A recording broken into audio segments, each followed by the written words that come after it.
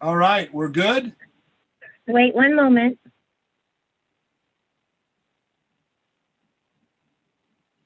I don't know why it's so slow.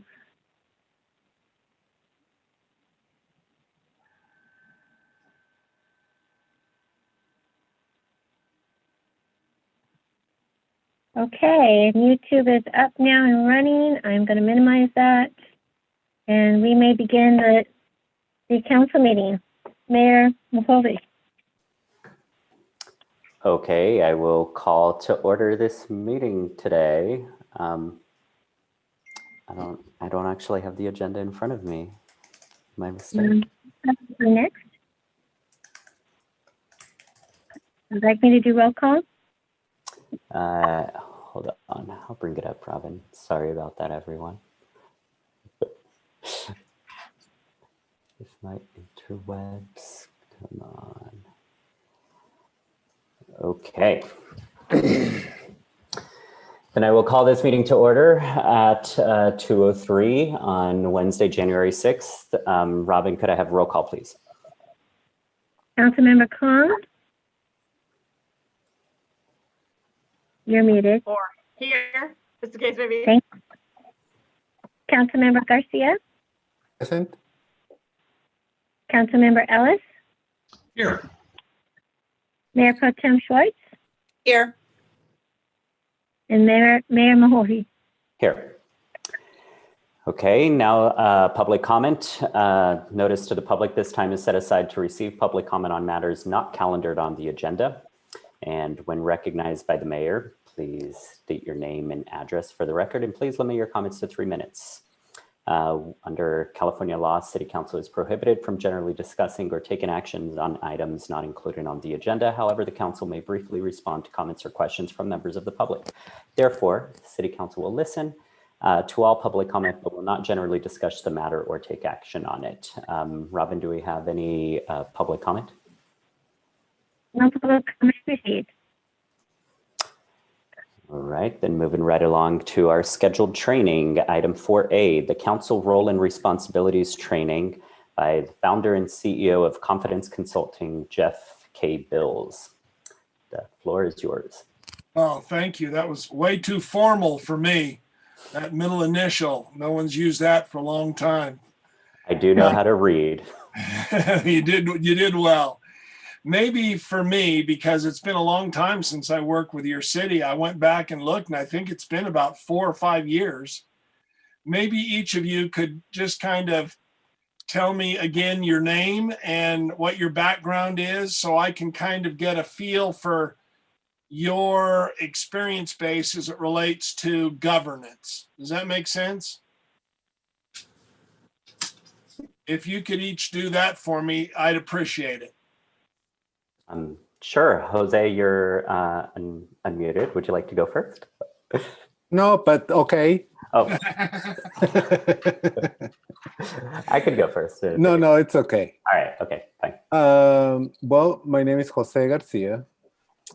I was just recently elected in November, first term as council member.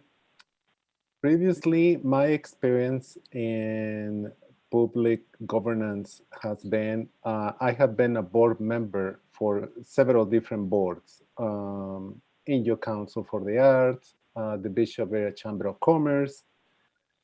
I am a board member for a statewide association for interpreters in medical settings, and I was the president of the association for 5 years. I do work at Northern Inyo Hospital as the manager of language access services. I have been in Bishop for 31 years. So I don't know what else you would like to know. That's perfect. You've got some good board experience. Yes. It's great. All right, Karen Schwartz, you are unmuted. I have been on the Bishop City Council for 6 years. I'm currently halfway through my second term. And I work full-time as a small business owner here in downtown Bishop. It's a retail store and a climbing gym. Prior to my experience on this board, I had very little public service experience. And so it was a steep learning curve. And I actually, you were one of the first introductions I had. And so I thought it was really valuable, and I'm glad we get to do it again as a council. Great, great. I remember you. How come you look younger and I know I look older? I do not look younger. My son actually got my license, and he was like, "You look so much different. Oh my God." Yeah, it's great for the ego, isn't it? Thanks. Let's stick to the category, and we'll take Karen Cog, the other Karen on the board. All right. Hello, Mr. Bills. My name Hello. is Karen Kong. I just was also lucky enough to be elected in November, my first term. I basically have no experience on a board. I have a lot of experience presenting to boards. I've been working in the field of prevention for teenagers as far as tobacco, alcohol, and other drugs for many years. And I currently work for the Inyo County Office of Education. Terrific. You'll be a quick study. Jim, you want to go next? Yes, sir.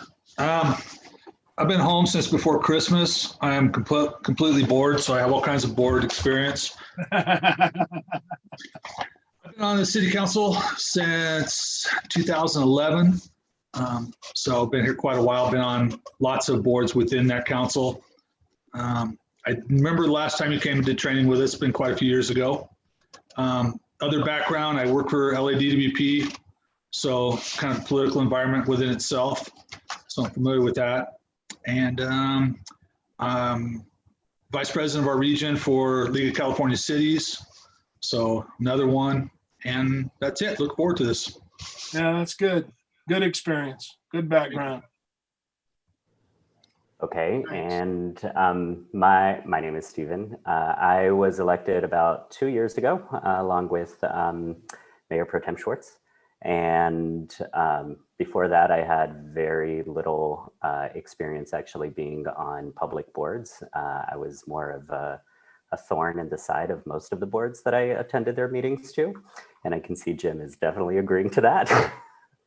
But my background, I'm a nerd. I worked in academia and astrophysics for many years, and then now I work in tech as a data scientist, software engineer. So I'm just a nerd dude who happens to be here. I have a close friend who says that in today's world, nerdism is number one. Nothing wrong with that. Well, thank you. Anything else that you think I should know before we start? Let me ask a couple questions. Even with 2 board members, how would you rate the way you as a board work together? As a council, how do you work together? Give it a mark, give it a grade like in school, A through F. Each of you, please. I could go first. I think we definitely, I mean, it's hard to say with 2 absolutely new members who haven't actually attended a full regular meeting, but the trajectory that we've had in the past, I definitely give us a high mark in the A region for how we operate as a board, because even though we all come from different backgrounds and we all have different experiences, we do not think alike on everything. One thing that the 2 things that I really think guides our board is, one, we all recognize that each other really cares about our community and about doing what's best for our community. And secondly, we all have a deep sense of mutual respect for one another. So we can completely disagree on certain issues and not take it personally, but just actually see where the other one's coming from, and then try to find common ground and push forth there. So in those 2 senses, I think we've done really well as a board. And quick question. You two new board members, is that the perception you had when you joined the council? I can go first, Karen Kong, if you don't mind. Jose likes to call on me. I don't know what that is. No, You know, no. I No, no. always. Jose said he could go first, Karen. Yes. Oh, okay. Karen, you Um, go first. yeah, unless you want to go first, Karen. Are you wanting me to Jose, just go first or for it. Jose? I'll just go. Just go for it. Yes, it is my belief that this council, since I've been following council meetings, agrees, disagrees, but at the end of the day, at the end of the meeting, a decision is made based on what is in the best interest for the city, for the people. In that sense, to me, this council gets a very high grade, whatever that is, A plus, whatever. People may agree or disagree with the decisions, but the way the group works together, it's united, and it has to be that way. Yeah, that's good. Thanks. Karen. Karen I- Kong. Oh, Karen Kong, yeah, good. Well, I have to say, in the quarter of a meeting I was in December, I thought we handled it really well together as a team. Before I got on the council, I think that I maybe not this last go around, but a couple of years before, I think you could see a pretty clear division in who was on whose side. I mean, there was a lot of that you could see when you watched publicly. Whether that played out behind the scenes or not, I don't really know, but you could kind of, you know, when you walked in the door, you kind of knew where people would lie with subjects. Does that affect the teamwork? I don't know. I think that I know for me that I'm always open to new points of views and ideas, and so I don't really foresee us having a big issue with it. Good. Good. Thank you. Karen. I think our council, I would agree with Stephen, has a lot of mutual respect for each other and is easily happy to voice their opinion, whether they agree or disagree, in a highly respectful environment. I think we could use a little bit of training on our roles and responsibilities when it comes to working with the staff. And that I felt like could be unclear for me at times what the role of the council member was when it came to working with different types of, for instance, like labor negotiations or things like that. Like, how involved are we really supposed to be? And where does the line get crossed for our staff to do the best job they can do? Right. Good. Good. Thanks. My turn. Jim. Yeah, I think I've been with a lot of councils. I've been with every personality you can imagine. And I like our council. I actually admire the three of us that are here for a little bit, have been here for a little bit. Yeah, we don't agree. And that's kind of what makes us nice. We all have different backgrounds. We bring different things to the table, but I actually admire that we're able to do it in a way that isn't offensive. We'll say what we think, but we're not upset the next day. We can afterwards, if we weren't in COVID meetings, we could actually shake hands and move on. But I think our council does a really good job. One of the number one lessons I've had to learn, and I think it's probably the most valuable thing I can impart to new people, is compromise. If you come here expecting to win every battle, you are in for a long, long 4 years. You have to sometimes vote against what you personally believe, but your constituents do want. You have to vote your constituents, not yourself.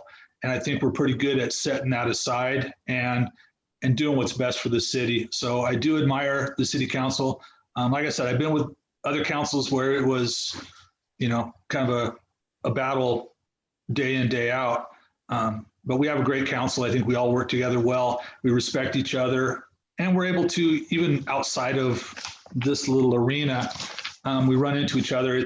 We don't have to sit and talk business. We can just talk personal and be friends. So great little council, and proud to be part of it. That's really good.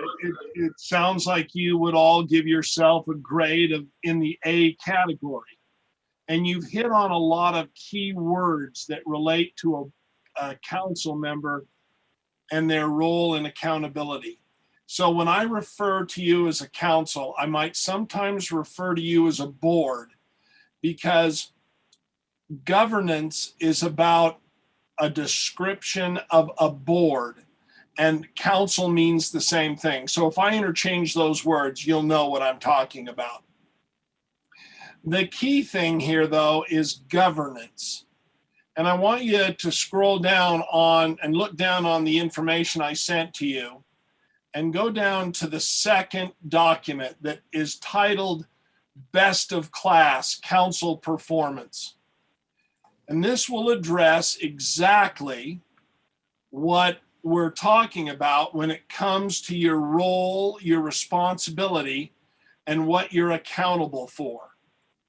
First of all, a governing body is responsible for governance issues, not management issues. You have a city manager that is responsible for managing the organization. You, as a governing body, as a council, set policy. You decide on strategy. You decide on general, more global decisions that affect the organization's mission and values. And you are responsible by the way you act for creating a culture within the organization that extends all the way down to a frontline staff member. However, you should always be thinking that your eyes are in and your hands are out. You don't meddle. And anything that requires management, you always send back to management. And you've all, even you as new members, you will have experienced already people who want you to get involved in their cause or their case or their problem, and they want you to manage it for them. That is not your role. Councils who remember that, eyes in, hands out, are always most effective, and your city will be more successful. Now, there's a natural tendency, especially when you are in your personal life responsible for managing things. And it's a big transition to go from looking at detail and focusing on little bitty things to coming to a council meeting and saying, okay, I've got to put a new hat on and I've got to be governance oriented. Because here's what happens when a council forgets to have eyes in, hands out. You will turn your city manager over faster, because good, high, productive, really efficient city managers with great skills will not stay where they're overmanaged. You as a council need to set up a dashboard of what you expect from your city manager and his or her staff. And you monitor their performance by looking at the dashboard, the financial dashboard. It's just like driving a car. You as a council member, don't get out, open up the hood and get in and start taking things apart. However, you're watching those gauges. and you're watching that dashboard. And when you see something that's not right, according to the standards and accountabilities you've set, it's your responsibility from a governance perspective to bring it to their attention. And in fact, to measure it so you know what you're bringing to their attention. You as a governing body, as a council, should always be watching and monitoring performance. You govern, you don't manage. Let me give you a good example that just occurred maybe 3 months ago. During COVID, and just imagine for a minute how different this might be, a council member in another city, very similar in size to yours, received a call from a community member saying that there was a gathering of people on one of the sports fields and none of them were wearing masks. And the council member decided to take matters into his own hands. So he went to the soccer field with a whistle and walked out into the middle while he blew the whistle as loud as he could, got their attention, called them together and said, "You cannot continue to play until you put masks on." What's wrong with that scenario? As goofy as it sounds, would any of you think of doing that? Not in a million years. I can tell by how you prefaced your comments. That's hands in and eyes in. That should have been handled by simply the council member making a phone call to the city manager, and the city manager follows up. All too often, council members want to be accountable for something they can't manage. And that's the key. Eyes in, hands out. That's critical to your success. Second thing, and you've already mentioned this, the three of you, the trust and respect you have for each other. Trust and respect starts with you as council members. When your city staff watch you in council meeting, how you behave will determine the limits to which they behave when they go back and do their jobs. If you argue with each other, or you leave a council meeting and you say something negative about another council member in the open, or you criticize one another, that message extends to the front line of your city almost overnight. And because you do it, city employees think they can do it. In fact, your community thinks it's okay to act that way. Good councils never do that. They never give the impression that they aren't civil, respectful, and they trust one another.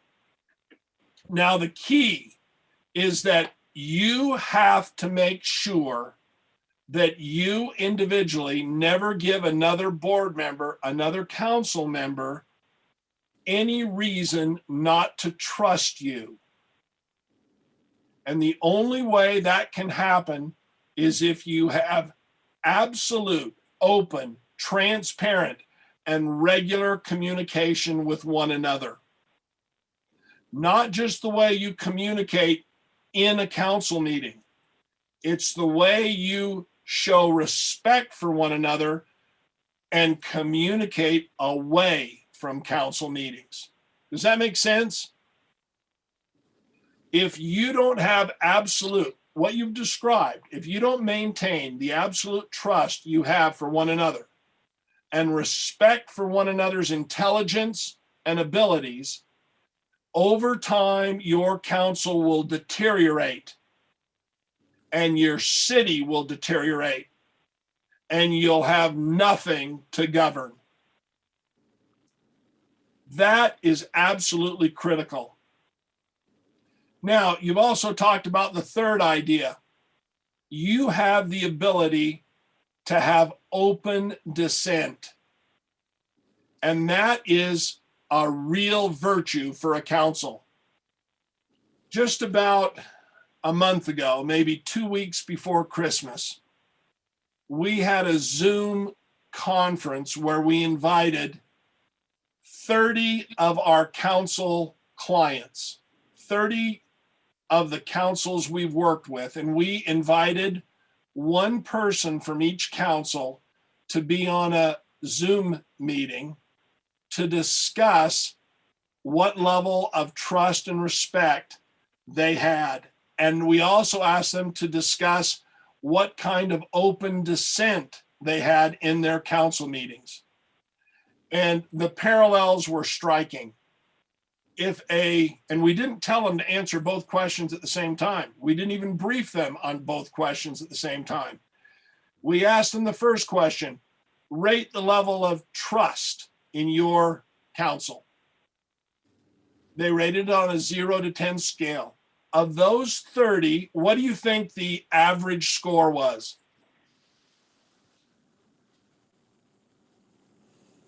Well, I've heard some horror stories about other councils, so I'm going to say it was probably like around 5 or 6. And these councils, by the way, these cities we work with are good cities. We don't work with cities that don't have an idea about governance. So assume for a minute that they're decent cities. So let's say 3, 4. Let's give your answer 4. Who else? Give me your thoughts. What number? Shout it out. 7. 15. On a 0 to 10 scale, with 10 being the best. Oh, sorry. I thought you said 0 to 30. That's a 5. A 3. 3. You're giving a good sense. They rated themselves as 6. And then we asked them the second question, give us a rating with 10 being the best, how well you work together and you can affect having open dissent or differences of opinion without it being disruptive. And here's the mismatch. They felt they had really good trust. 6 is not a bad answer in the context we asked the question. But the ability to have open dissent, they rated as 3. So most boards say, oh, yes, we trust and respect one another.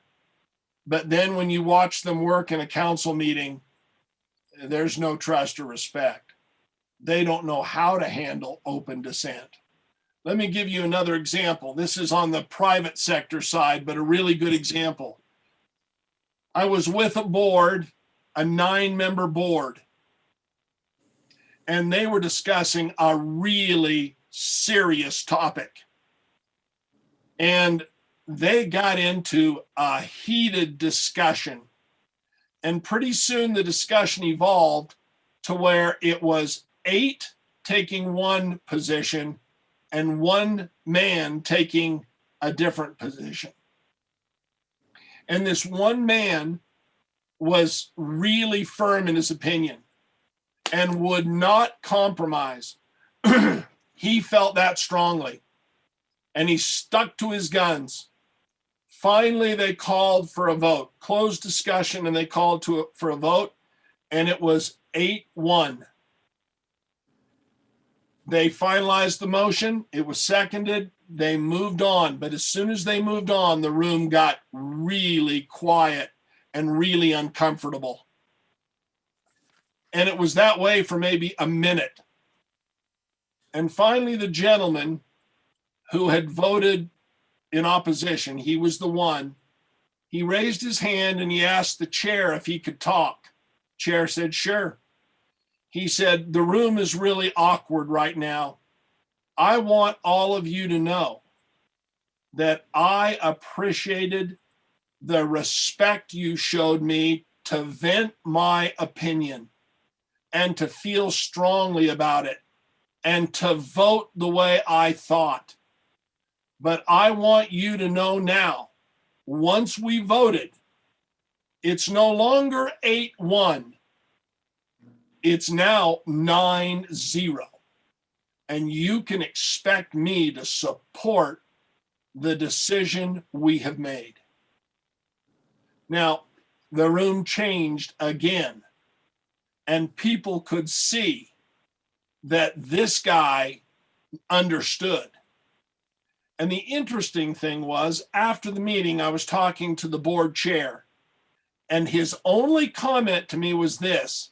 He looked at me and he said, "That's why we asked him to join our board." So the ability to have open dissent, that is really good.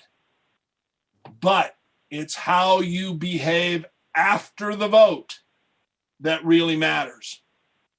Because if things don't go well, and you as a council member go out and say, you know, I really didn't vote for that, you've defeated the entire principle of operating with trust and respect. And whether or not you can discuss things where you have difference of opinion doesn't even matter. Do you understand? Does that make sense? Are you with me on that? Mhm. The next thing is you can't allow stereotypes. All of you come to the council with a background. Each of you cannot take the other person's background and stick them into the hole where you think they should go. The best example is when a council member will bring a banker onto the council or someone with financial background, and so they become the finance expert on the council. That's not the way good councils work. Every single one of you should be trusted to make decisions and to give opinion on any topic, regardless of your background, your area of expertise, or in fact, anything you've been recognized for. Good councils are now changing the roles of their members. You may be on a subcommittee or you may be doing this for a year, but you're changed so that you can bring your expertise to another part of what the city needs. So the city gets difference of opinion, difference of perspective, and diversity amongst the people who govern the organization. So never allow a stereotype to be slapped on you.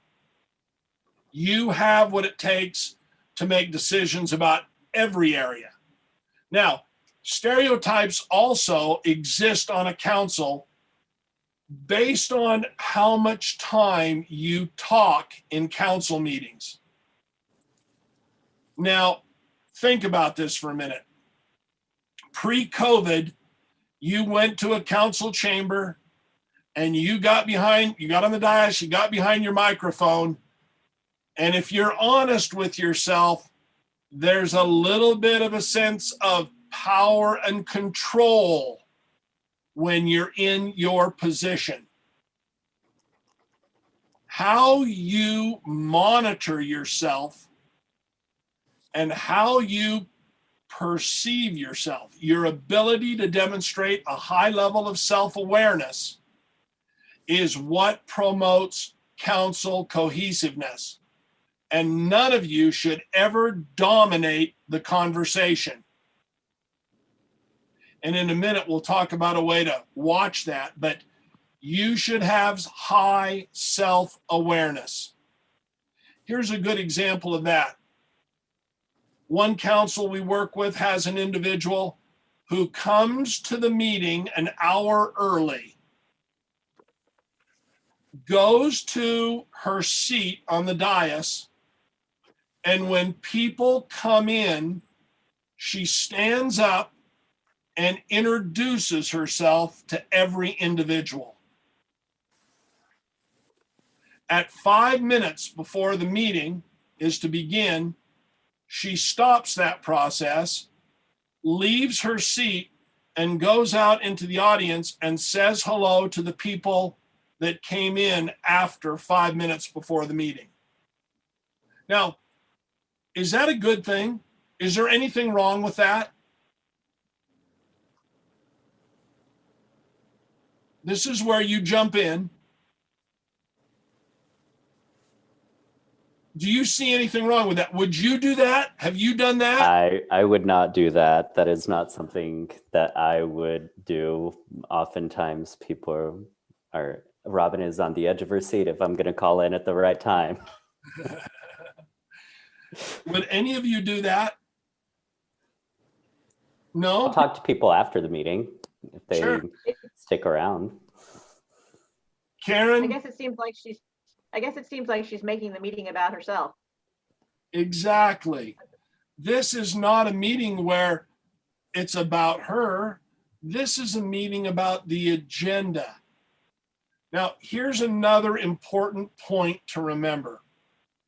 You were elected by a constituency, right?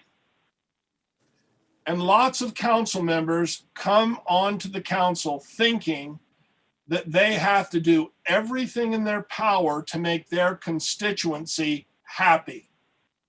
Is that the role of a governing body member?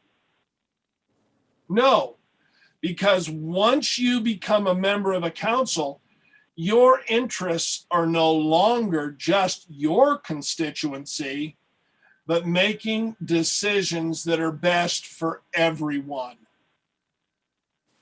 Now, that takes a different mindset. And we see it a lot in communities where council members come from different districts that have much different socioeconomic conditions. And if you as council members don't remember how important it is to think what's best for the entire community, you will find fragmentation and then disruption amongst the council. The next thing, number 5, is that you as council members have to understand what it means to be accountable as an individual. I don't want you to answer this question out loud, but how many of you actually read everything that you're provided before the council meeting begins? In the same group of 30 people, we asked them that question.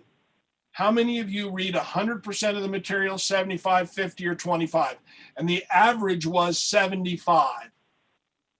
So most council members don't read all the material they're provided, yet they will make an effort to weigh in on the fly during the council meeting. And that lack of unpreparedness will always be picked up by another council member or more than one council member. Then there's a loss of respect. So you have an accountability issue to be absolutely prepared when you get to the meeting. Now, how many of you like Zoom meetings better than the old council meetings? Anyone like them better? Okay, you like them better. Why? It's an environment that I'm comfortable in, and I feel comfortable, even more comfortable speaking my mind. I mean, I've worked remotely for the last 7 years, and I'm a shy person, believe it or not. We're going to get to some key things that are part of operating differently because of COVID in just a couple minutes. But the old way of doing meetings pre-COVID, where you were on a dais and you were structured, it was set up for you to be in a position where you had, just because of the way it was set up physically, you were in a position to be looked up to. We asked that same group of 30 city council people, how many of them like Zoom better? Only 15% liked them better. The other 85% said, we like the old way better because, and then every single reason was about them personally. Here's another good transitional thing. We were working with a council And one of the things they really struggled with was having one person be a spokesperson for the council. Every single member of the council wanted to interview with media after a meeting, and the media would whipsaw them back and forth against each other.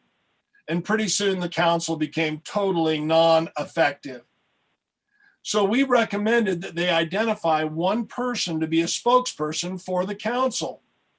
Make it the mayor, make it the director of communications, a staff person, but identify one person. One member of the council didn't like that and said, I want to meet with you after the meeting.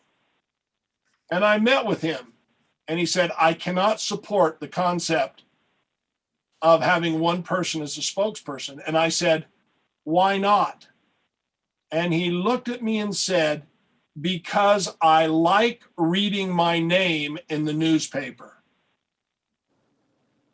Now, we only get newspapers once a week in printed form, right? Everything else is online. And he was about 65 years old. So in his age group, very few people are getting the news unless they can go online and they're wired in. And he could not cope with the fact that he did not get his own sense of identity by reading his name in the newspaper. And as soon as he could see that things were changing and it wasn't going to be the old way, he had to resign from the board. It didn't give him enough personal attention. So you as council members have to remember that whenever you deflect praise to someone else, you build a stronger organization. And when you deflect praise to one another, everyone who watches you, especially your city administration and all the staff, they gain greater respect for you because they say, she's not looking for the attention. He's not looking for the attention. They deflect praise all over. And as a result, your respect factor goes up huge. Now, don't deflect praise if you don't mean it, because that will destroy trust. But you understand what I mean. And then the last key point, there are two of them that these last three all kind of go together. Really good councils self-evaluate all the time. Our best council clients, they have an annual self-evaluation. And in most of those cases, we come in and help them because we force them to evaluate things that they wouldn't do on their own. Really good council clients also do another thing. They evaluate after every council meeting. They get a little form. It's online now, and they fill it out. Did the meeting go smooth? Did anyone dominate the meeting? Did we send a message to our community that we work together and have trust and respect for one another? Did we spend too much time talking about one issue? Were we effective making decisions in a timely way? You can see the questions that they ask themselves. And then every single month after they fill out that meeting evaluation form, they get a summary and they discuss it quarterly. So the really good councils are constantly self-evaluating. Formally once a year, they evaluate every meeting, and they have quarterly reviews to make sure that nothing gets away from them. They stop it. If there's an issue, they stop it before it lasts more than 2 months. That's the importance of self-evaluation. In those self-evaluations, they're not afraid to share the good and the bad. Now, this is where your city manager comes in, because you as a council, and I think you'd have to evaluate this. I've got a pretty good feel. I've done my homework about your city. If you as a council can communicate in such a way that your city manager is so transparent that he tells you both the good and the bad because he trusts you that you won't rush to judgment, then you've got a great organization. The importance of sharing good results and bad results is not about you as a council, because remember, you govern. You're not responsible for carrying out goals and objectives. That's what you delegate to your team, to your staff. But on the other side, if you don't create that environment where your city manager can come in and say, you know, we had this happen. I think we could have handled it better. This is what we did. This is what we learned. Every single one of you know in your personal life that you haven't made a perfect decision every single time. Do you really expect your city manager and your city staff to do that? In an environment that's so volatile right now that it's hard to make a decision about 2 days away, let alone 8 months away? That is critical. And then lastly, you as a council need to send a message to the organization that you are grateful for the good work people do. Our best councils spend about 5 minutes at the end of every meeting giving direction to city staff about how you want to recognize the good work of people. So in one of our best performing, most successful cities, the council meets twice a month. On average, they send out 15 twice a month, 30 a month, expressions of gratitude in the community, amongst the staff, in any way where they have contact. Every time they work with a company or someone in the city and things go well, that organization gets a letter of gratitude signed by all of you, okay? Letting them know that you are grateful for what they're doing. Now, you don't do so many of them that you supplant the role of your city manager, but you get the idea. This is part of the culture that you as a council, as a governing body, need to create. And if you want to create or change culture, it always starts with expressions of gratitude, because people in your organization, people in your community who see you as grateful for what they've done or what's happening, they recognize you can deflect praise. So they assume that you have a high level of humility. It's not all about you. And when people sense that sense of contriteness or humility amongst a governing body, it's inspiring and motivational, especially to your city administration and the rest of the staff. So are you with me? Does this make sense? Does anyone have any comments? Please, I'd welcome them.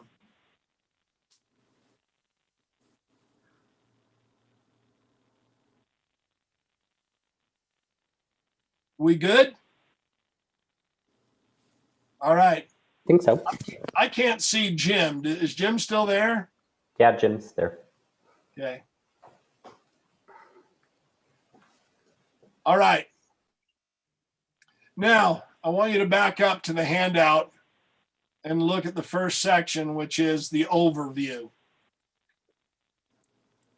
Has anyone doubted that COVID has changed the way we're going to do things in the future?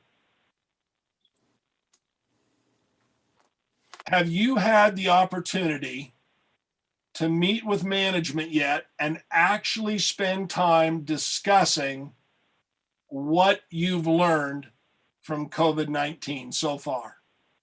Have you done that?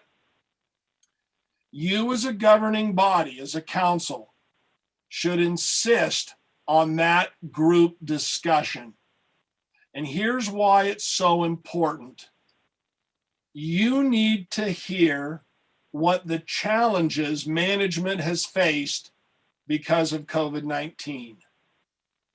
And you also need to hear how good they have been at adapting to adjust. You with me? This is really, really critical. Some councils that we work with are just now, 10 months into COVID, they're just now figuring out how they're going to handle their council meetings. You would be amazed at other councils where a council member will be in a Zoom meeting and say, "Oh, I can't see my screen anymore." They're so bad technologically, they can't go 15 minutes at a time in a council meeting without having to help someone technically because they're not tuned in. And the irony of it is, management hasn't offered training and council members haven't asked for training. So here they are functioning as if they had some clue, and all they do is stammer and stumble around because they're not digitally connected. So you as a council are going to be facing a whole lot of challenges that you've never faced before. And you need to hear, especially directly, in an open discussion amongst you with your city manager about what those challenges have been. Because if you don't understand the challenges of managing the impact of COVID, you will not be able to make governance decisions that are relevant. Okay? Now, we've been at this now for almost an hour. Does anyone need to take a break? I forgot. How long did Robin schedule us for? An hour and a half, right? Mm-hmm. Okay. Well, if everyone's okay, I'll keep going. Are you all right with that? Give me a verbal okay. We're okay. Okay. So now if you'll look at the outline, I want you to go to number 1, which is what I just talked about. What have we learned from 2020? There are so many little idiosyncratic things that have happened because of COVID-19 that have changed the way we're going to work in the future. Let me give you a good example of how that's happening. In the past, you as a council used to go to trainings and conferences put on by state organizations, sometimes regional conferences, right? You haven't done that for 10 months, correct? Do you know what the impact of that has been on the city financially?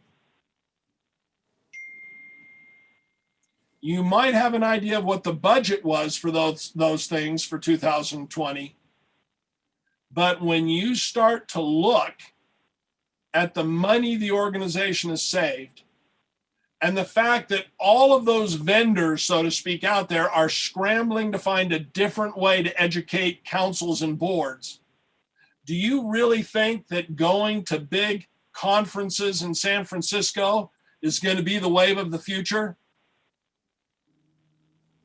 And if you look on the private sector side, some organizations have saved millions of dollars. Here's another good example. How much space does the city lease? In that group with that Zoom we had with 30 individual city council members, one of the things we asked them was, are you aware of how much space you lease away from Central City Hall? And almost every single one of them did. Well, if you have people working remotely and you don't have as much need for space at City Hall, and you can move people back to City Hall and not spend money on lease arrangements, do you begin to see the domino effect of what COVID is doing? How many of you think that everybody at the city workforce is already and lined up to say, we want to come back to work and work on site. Have you asked your city manager what he's hearing? Because our studies already show that only 15% who are working remotely want to come back. Why? They don't want to fight traffic. How about all those people who said, as soon as a person works from home, their productivity will go way down? Not happening.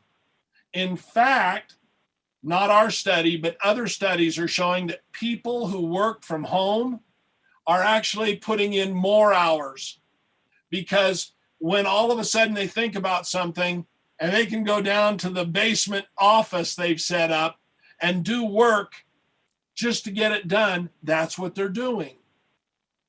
The whole idea, everything we thought about traditional workspaces, traditional supervisorial relationships, is training. We have now found that good cities, good organizations are retraining their people to manage people remotely and changing policies to support a remote workforce. Now, there's one barrier to that we're finding. City managers who are over the age of about 60, they do not, for whatever reasons, like remote working. They're used to a situation where there's a supervisor who goes down and checks on Mary and checks on Joe because they can walk down to their office and peek in unexpected. Which means that if you don't spend careful time, and this is direction you give to your city manager and you give resources, you can no longer afford to hire people who don't have the independence quality to work at home. You cannot hire someone now who can work at home who would prefer the sociality of working in an office where there are 20 people. That's a mismatch and it won't work. So look at number 2. The organization must develop greater ability to adjust and adapt more quickly, which means that you have to give greater freedom to your leadership team, to your city manager and his staff, to make decisions faster. If you as a council go through the same process that sometimes can take 2 months to get to a decision, your city will not respond quick enough, and as a result will be way behind. And all of you in your respective personal lines of business, you know this is true. And it's no different in a city. So you must have more organizational agility. You've got to be able to respond to change. We are calling this a change from the old traditional strategic kind of planning, thinking way out there, and now looking at being responsive planners, where you're nimble. And we've talked about this for years. Organizations have to be nimble and quick to respond, but very few people have responded. How long did it take your city to structure remotely so you could carry on business? Until you have that first time spent with your management team to find out what the challenges are, you really don't know. And until you know that, you can't begin the process of giving the freedom of adjustment and organizational ability. Third, you've got to understand as a council that you have to place more trust in management, because the time required to make changes now becomes so short that you can't go through the same present, review, make a tentative decision, postpone, put it on next time's agenda. You can't do that anymore. You as a governing body, as a council, have to be more decisive, and you have to give more greater level of trust to your management team. Now, some councils get real nervous about that.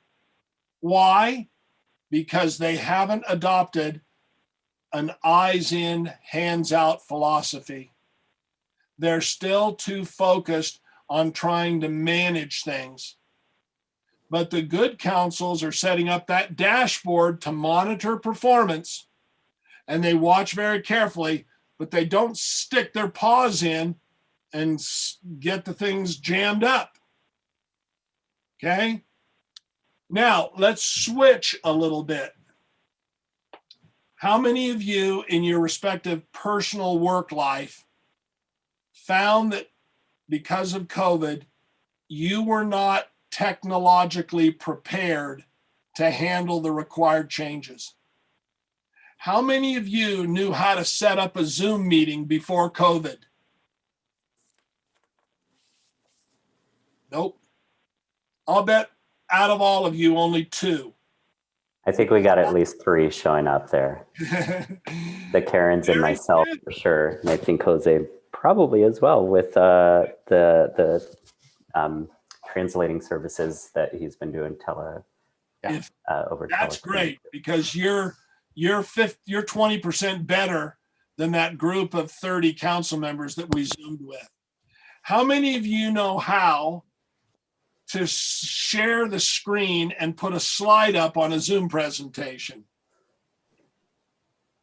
4 out of 5. And that's because and you're a nerd, so that comes natural to you. But the point I'm trying to make is not enough people were ready for that. Not enough people understood it. And that's what we've got to change. Number 4 is that technology and real digital transformation mean everything. We asked that group of 30 council members to give us a definition of digital transformation. Guess how many gave us an accurate definition? 4. Most people don't even understand digital transformation. That's why you as a council and your management team, you've got to have that session where you talk about what we've learned. Talk about digital transformation so everyone's on the same page. Now, there's another key element here that you as a council must understand, and money is involved here. For you as a city to stay at the forefront, you've got to be at the top of the heap when it comes to state-of-the-art technology. You as a governing body, as a council, should ask for a technology assessment from your city leadership once every 6 months. And you should allow your city manager the flexibility and the openness and the transparency to tell you about every single thing he's hearing from his staff when it comes to advances in technology. From new computerized apps that monitor everything in the city, to a situation with your water department or your wastewater department where they have access to technology, where they put new different cameras in every sewer line and they can see what's happening without ever sending a man or woman to get in the manhole and look at it. That's what we're talking about. The cities that will plan with capital that really is important and stays at the top of the heap technologically will be the winners. Have any of you heard, because of COVID, how many cities are close to bankruptcy in the state of California? Has anyone heard? 104. Oof. Of those 30 city managers or council members we met with, they were aware amongst themselves, there were 6 that were concerned whether or not they were going to make it. Your organization, you're a step ahead. You're in a good position, and you should take advantage of your competency as a council. And you should look technologically and be the leader. You don't have to tout that to the rest of the cities in California.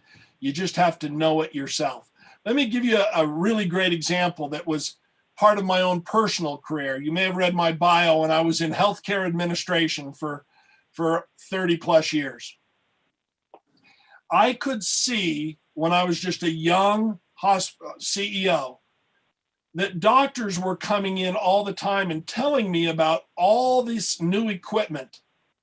And if they could get this new equipment in radiology, in neurodiagnostics, in ultrasonography, in nuclear medicine, in surgery robotics, they said if they could get that technology and they could be trained on it, they could save lives.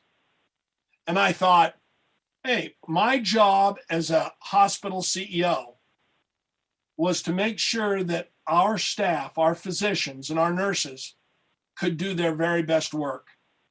So I made a commitment to be on top technologically, state of the art in every medical discipline, every surgical discipline. But when we priced it out, it was like $3 trillion. So there was no way we could do that. But I had an idea. I went to General Electric and I said, and they have a big medical division. I said, what we'd like to do is have every piece of your new developed technology. And before I could even get out a second sentence, they said, we love that idea because we can't find a place to beta test all these new things. And we said, well, let's work out an arrangement where you'll bring in your equipment. And I had 3 state-of-the-art thinking physicians with me. And they loved the idea. And we signed an agreement where we would get the first and best piece of every new piece of equipment GE developed. So when they came out with their new 3-dimensional CAT scanner, we had it first. When they came out with their first PET scanner, we had it first. What do you think happened in the medical community? Every doctor said, we want to be at Scripps. That's where the technology is. That's where I can do my best work. In 1 year, we had 900 applications for admission to the medical staff, all because of this strategy. We got every single piece of new GE equipment. And then guess what happened? All the other equipment manufacturers were on our doorstep saying, we want to do the same thing. Technology at every organizational level in the private and the public sector is absolutely critical. And it can be an app in the bookkeeping department, or it can be an app in your water department, or new apps or new processing or new technology in the police department or fire. Doesn't matter, depending on how you're structured. And I don't remember everything you have, but that's the key. Now, what does that mean for you as a council? You have to basically change your strategic thinking and say that you want responsive governance and trust your management team and give them the freedom to start looking at capital expenditures in a way that will put you on the top when it comes to advanced technology. That is absolutely key. Now, digital transformation, its greatest application is this. You must give the individual access to data so that they can work anywhere. Now, there are some positions that have to be on site in place. Everybody understands that. But if your workforce can work remotely, the ones that can and should, and they're happier, they don't lose productivity, and it costs you less, and it costs them less at home, can you think of a downside? So really great organizations are no longer debating the concept of whether a portion or some or all or a small portion can work remotely. They're thinking of cultural changes that will use remote working and at the same time develop the culture I'm talking about. So what do? They let people work remotely. They've changed their policies, their procedures to support a digital transformation. But they invite their people to come to a central spot once every 2 weeks, once a week. They have a nice lunch for them. And they promote a sociality that will work. Now with COVID, you can't do that exactly right now, but as we went through those cycles, that's what they started to do. It's the same thing with you as a council. Did you know that 15% of the council members that we met with in that group of 30 said the thing they liked most about the old way in coming to council meeting was the free lunch or the free dinner? Now that's pretty sad, isn't it? The only reason they liked coming was because they got a free meal? We've been missing out on this, Robin. We never got meals. And now here's something interesting. One of our clients, and brought this up at that meeting of 30, said that what they're doing now is that every time they have a council meeting, and they meet at 6 at night, they make arrangements for DoorDash to deliver a meal to every one of their council members at home. How would you like that? Would you eat the meal? Robin would. Yeah, every one of us would eat. Okay. Good thing we don't have DoorDash in Bishop. Did I use the right term? Is it called DoorDash? There is a DoorDash, but we don't have any of this stuff in Bishop. Our town is 4,000. That's right. I knew that. You have Uber Eats. Not yet? No. Well, you have a chance to be more technologically advanced. In fact, maybe that's a business opportunity. The city should franchise an Uber Eats extension for Bishop. But anyway, you get my point. Now, number 5. This is really important. How many of you right now could describe in maybe 1 or 2 words what the culture of the city of Bishop is?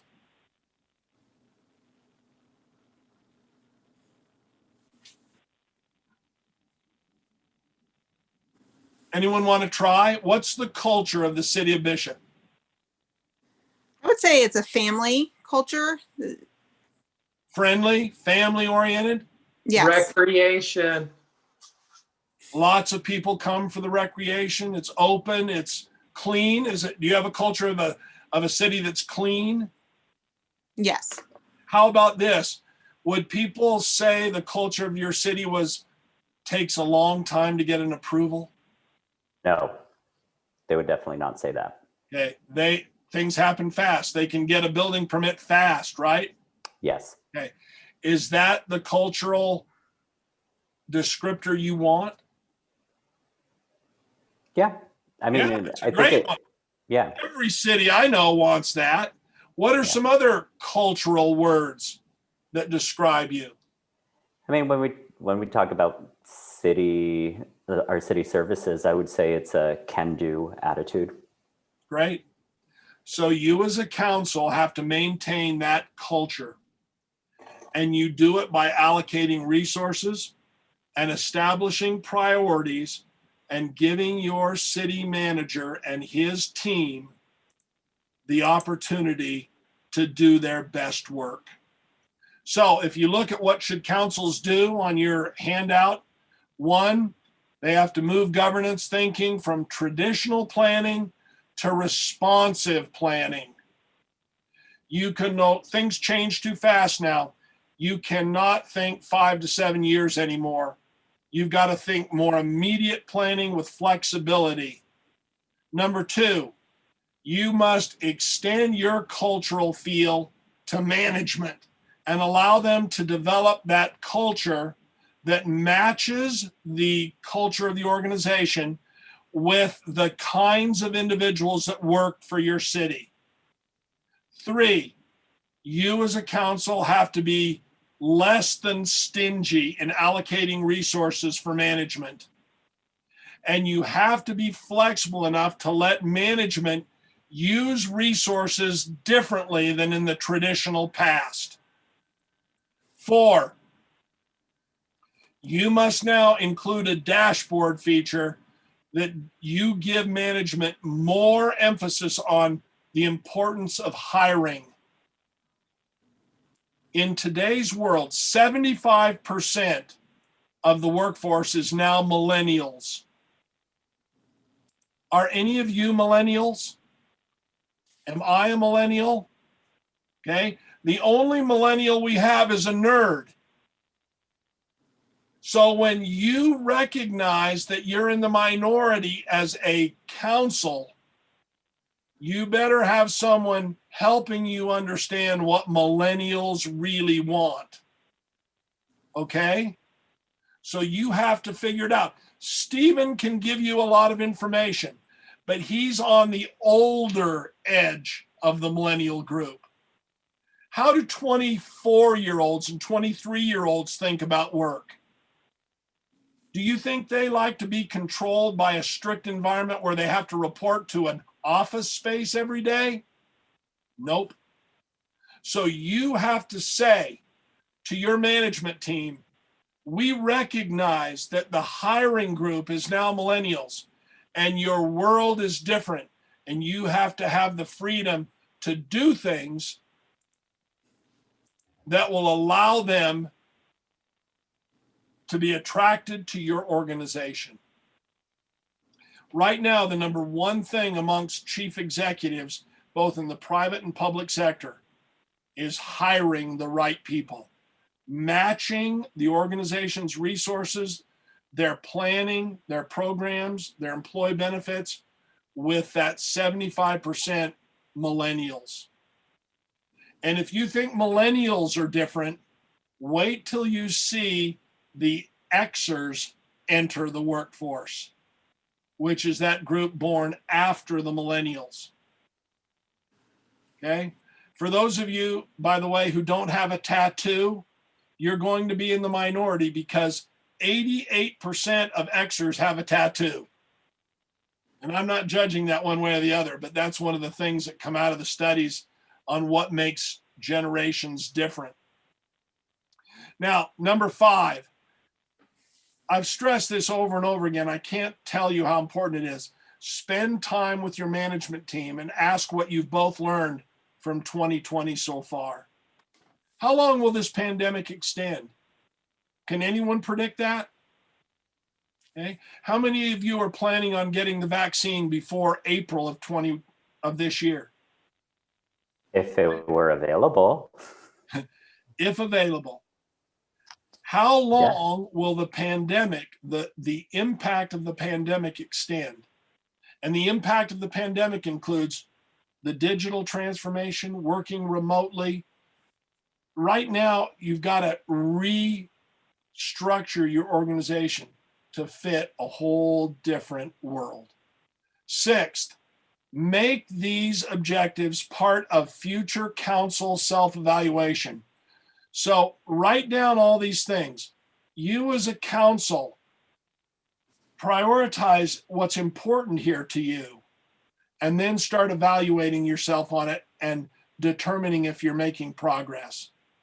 And ask for lots of input from your city manager, because he will give you feedback on whether or not there are adequate resources to transform the organization post-COVID.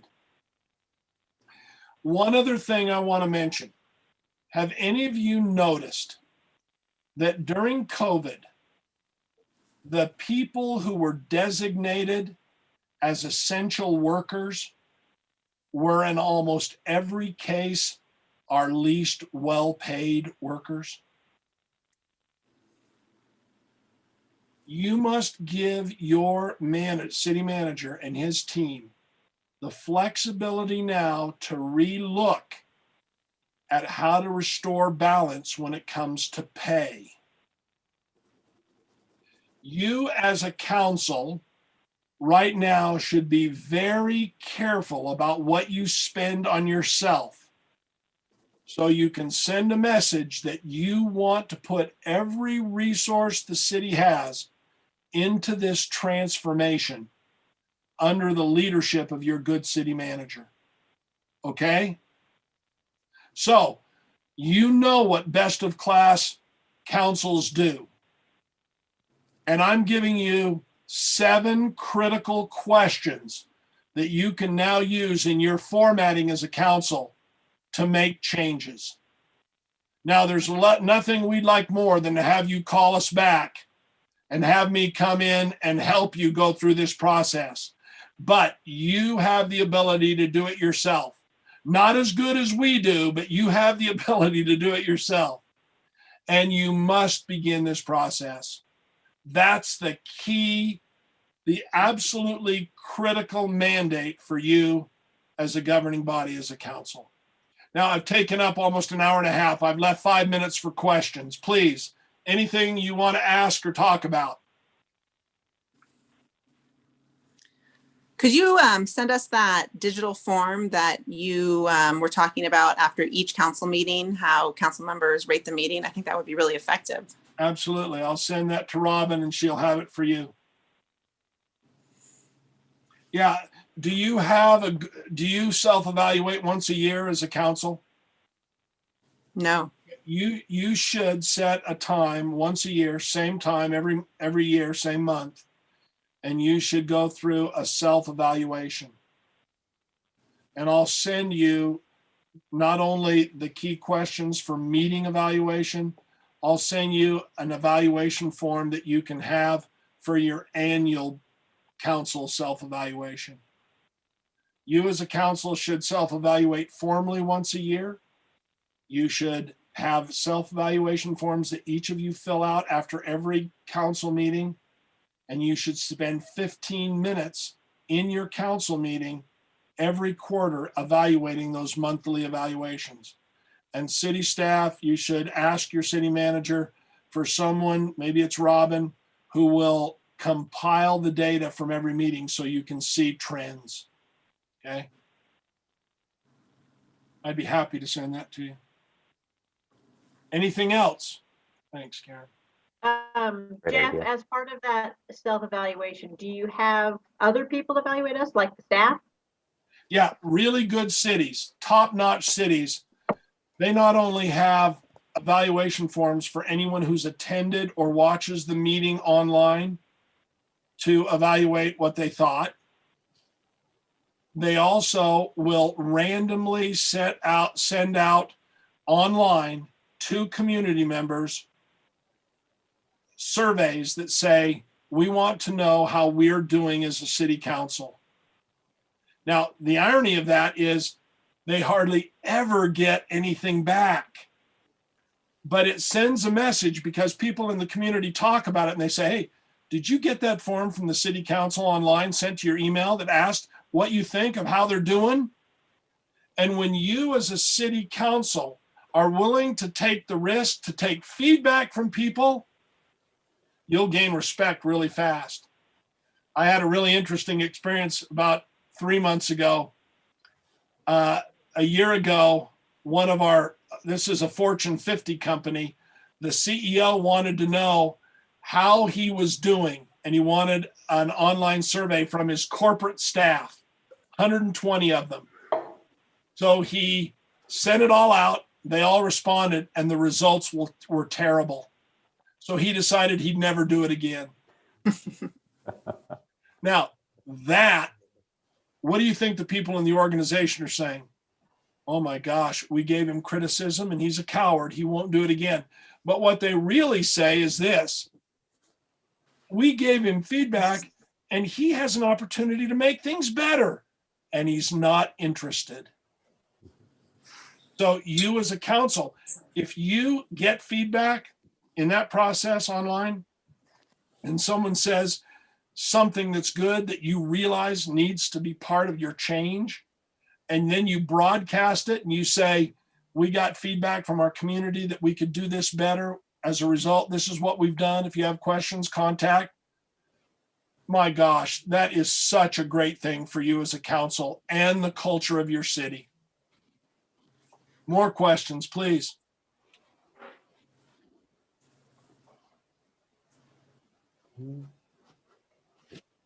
Mayor, Not a I guess question. everyone's worn out.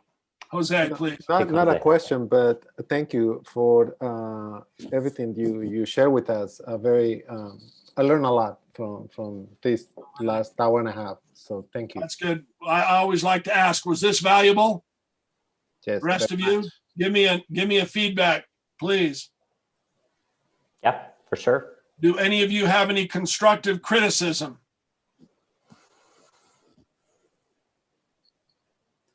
I mean, I think you definitely hit on the role of your role in the council, and I guess maybe one thing that would be interesting is to see how that differentiates the role as an individual, or if that actually like comes into play. Because I know I've definitely been I'm definitely aware that during some of the meetings I might definitely talk a lot more than others, but that's because I feel it's part of my responsibility to digest those many pages of documents and present a clear, concise picture to the public that is watching, and ask those exploratory questions and clarifying questions from from staff. And I want to kind of make sure that, I mean, I don't think the rest of the council thinks that I'm just commandeering everything, but yeah, how that interplay goes. That's a really good point, and that comes up a lot. The only way for you to know that, Stephen, is to ask the council. Mhm. So every quarter, when you look at your evaluation forms, you're going to see whether other council members think that you're talking too much. And then you look at them and you say, this is good feedback. Give me your thoughts on how much of that pre-explanation you think I should give, or how much post-explanation you think I should give. And then the rest of you as council members, you give honest feedback. And I mean, Stephen doesn't have any pride of authorship here. He's not going to have hurt feelings if he doesn't have to talk as much. You know, let's be practical about this.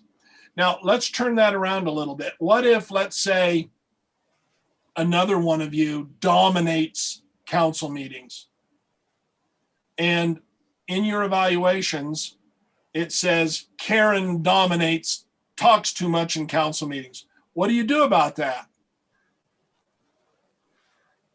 Does the mayor say, oh, I'll have a one-on-one private meeting with Karen and I'll get this fixed? No. You all see it. And Karen, and of course I've used Karen because neither one of you know which one I'm talking about. Karen says, oh, here's some feedback. I take that with a good open attitude. I can make changes. I'm not here to over talk. And Karen makes appropriate changes. Okay. It's like, I went to college on a baseball scholarship and played after. And we had this coach, and he never communicated with us. All he did was give us a sheet that showed us batting average, how many pitches we took. Are any of you baseball players, baseball fans? No. You might know what I'm talking about, you might not, but basically what he gave us was just information. He never told us, go out and get more hits. He gave us the information and allowed us to learn to adjust, to seek out help that we could use to become a better council member in your case. So if I was hitting 220 and I got good data, I went to the hitting coach and said, hey, I'm having trouble hitting the fastball down and away. Help me. And he helped me. That's what you as a council do. If one of you is struggling with understanding the balance sheet or the profit and loss statement, you don't just stumble along forever. You go to the city manager and you say, Jim, I need help on this. or you go to another board member that's been there longer. Some of you board members who've been here a long time, you have a moral obligation to make sure the 2 new board members have access to you so you can coach and mentor them. Why in the world would you want a new council member to come on only to fail? Would that make you feel better about yourself? Heavens no. Good question. Anything else? Well, I want to thank you.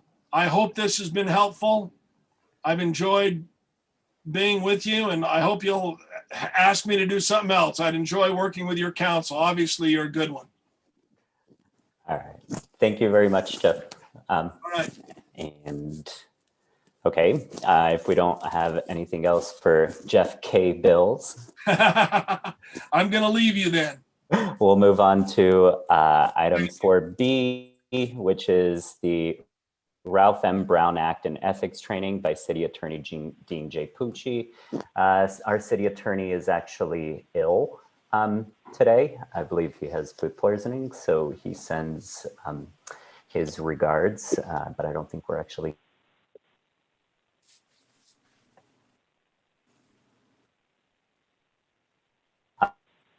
and he said he would reach out to us individually to go over any sort of clarification that we might need in the Brown Act. But I believe we've all taken many hours of ethics training at this point, because we have all had him do in the last couple of weeks. And yeah, the basics of the Brown Act is that all of our business needs to be conducted in open, which is why any meeting on a particular topic of 3 or more members is expressly forbidden by law. And so we just do our absolute best to adhere to that. And is there anything else that the council wants to bring up at this point? All right, if not, then we will adjourn this meeting until our next regular meeting on Monday, January 11, 2021 at 6 p.m. Thanks, everyone. Hi, everyone. Thank you.